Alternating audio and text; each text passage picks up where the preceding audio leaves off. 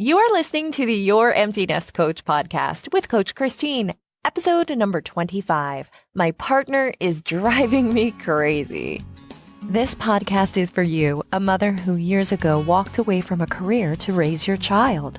Sure, you've been busy volunteering, carpools, maybe part-time work, and taking care of everyone. But your main gig? That has been your child. Now that they are in their later years of high school, the empty nest looms ahead for you and it is freaking you out.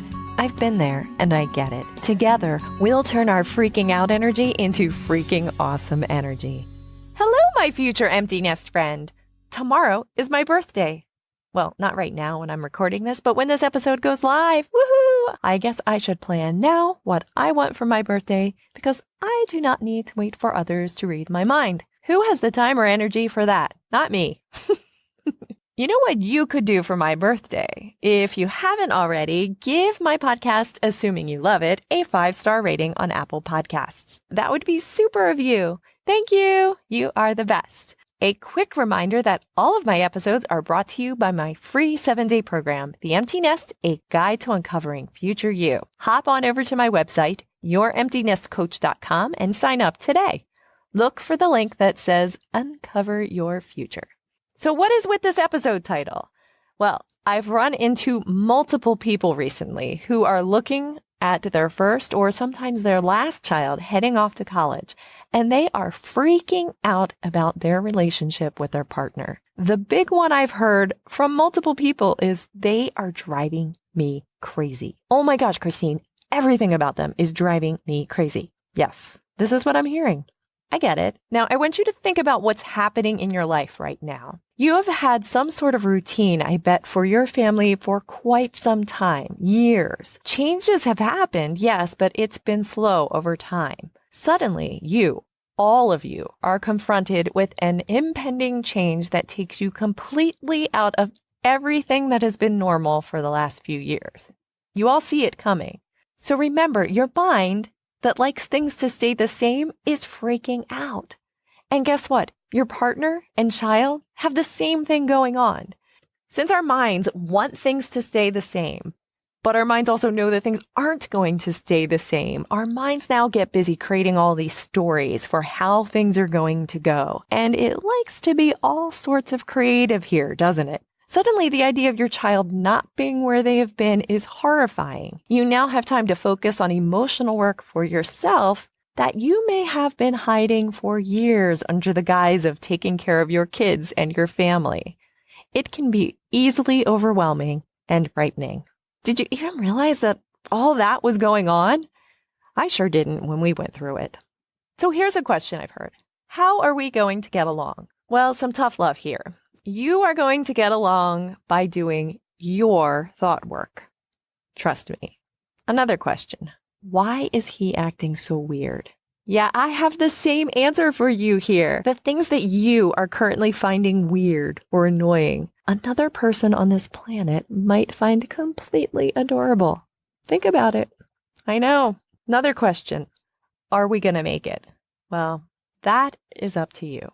You probably want me to tell you that, yeah, they are being annoying, and you have every right to be annoyed, blah, blah, blah, blah, blah. And my friend, look, we all have days like this. Me too. It happens, and well, hormones too, right? Can I get an amen? So as your friend over a cup of coffee, sure, I'd say that sucks. But as your coach, that kind of support doesn't allow for any progress in your life. And I want to see you progress. I want to see you grow. I want you to become every bit of the amazing woman you are meant to be. So when you notice these types of thoughts that I mentioned often, it is a sign that you have work to do. It isn't a sign necessarily that you need to leave or a sign that your partner has lost their marbles. I mean, it could be. But first you need to figure out the work that you need to do to be happy with yourself where you are today before you make any drastic changes. Look, I'm not going to tell you to stay with your partner no matter what. That's something for you and your partner to decide. I'm also not going to tell you to leave your partner. That is also for you and your partner to decide. I'm here to just make you think and challenge you a bit. I am going to ask you, what do you think you would have if you weren't with your partner right now? How do you think your life would be different? And why are you making those differences dependent on them? Because right now, let's be honest, you are miserable. And that miserable goes with you to a new relationship or to no relationship if you choose to leave.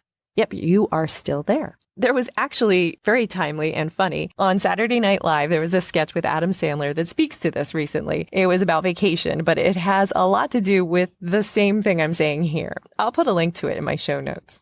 If you had decided that everything would be different if you left your partner, I want you to understand that by declaring that statement, you have given your partner complete control over your life and emotional health. Is that the way you want to live?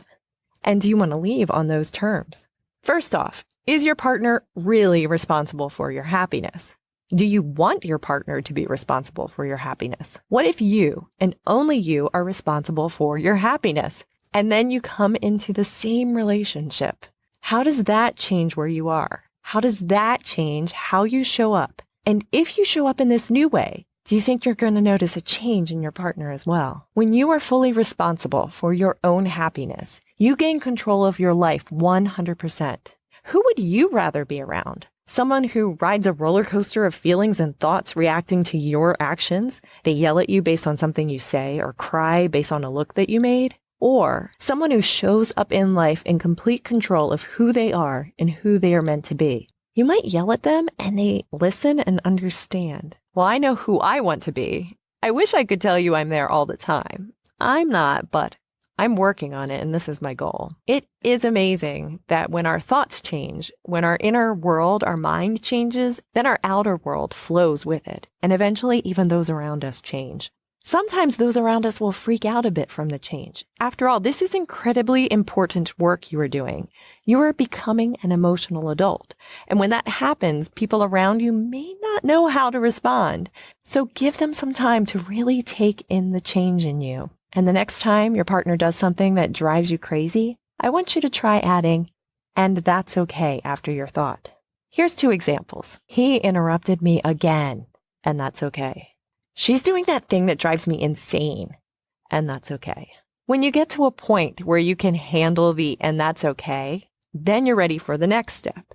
He interrupted me, and the again isn't needed, or the "and that's okay." You're getting down to the circumstance. And your other one, she's doing that thing, and just end there. That drives me insane, and that's okay. It's no longer needed.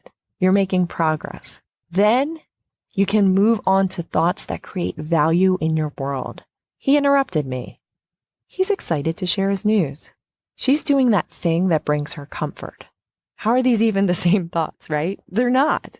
And do you feel the difference? The first thing you have to do is embrace, and that's okay. Another good one is, so what? Really, sometimes that is a great question. So what? He interrupted me. So what? What are you making that mean? I bet you have a dissertation on the subject, don't you? Somehow he represents all the injustices of the world, the women, how they're treated, blah, blah, blah, blah.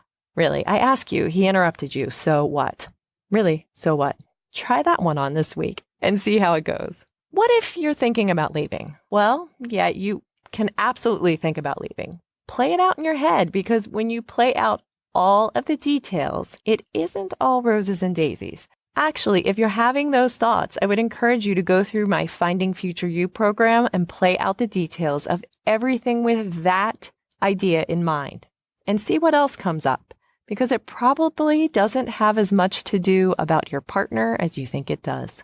Trust me, do the work on you. Find you're happy where you are. And then if you still want to walk away, you can walk away with the feeling confident that it's the right thing to do for you. Look, your child heading off to school or any number of circumstances that may change not only impacts you, but it impacts your partner. And they are dealing with that. And you are at the same time. Be patient with your partner. While you have a big change ahead, so does your partner. You might be dreading it, while they might be super excited to spend more time with you, but they may be confused on why you don't feel the same way. This is a great opportunity to get to know each other all over again. You aren't the same people that began the parenthood journey together. Life changes people in all sorts of ways, but before you make any big decisions, be sure you've done the work you need to do on yourself. Because most of the time, that is where the work is needed. As you know, your thoughts about a situation are just that, your thoughts. And just as you can make a circumstance mean whatever you want, so can those around you. Talk to one another, be kind to one another, and give each other the benefit of the doubt. Really, try that on and see how it goes. I believe in you. I believe in both of you. Together or apart, you both deserve to be everything you are meant to be. And figuring out that together will be a journey that is worth taking, no matter where the destination leads. Well, I hope this episode has helped you a little bit on your journey. Please don't hesitate to fly on over to our Facebook group. Our name is the Green Popsicle Sticks.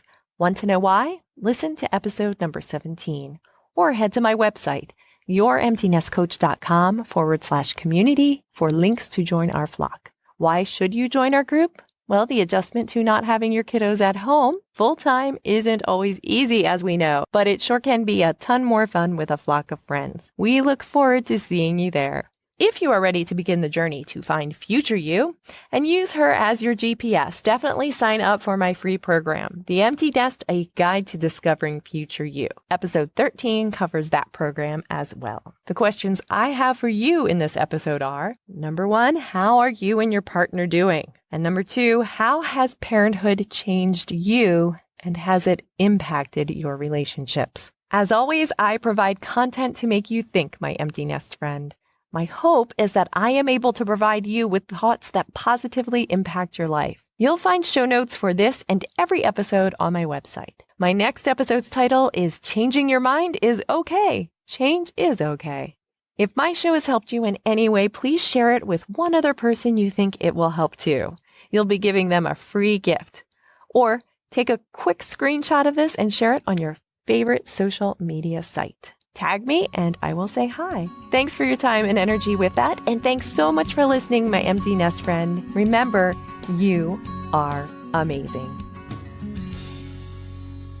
If you're ready to begin the journey, is that correct? Table?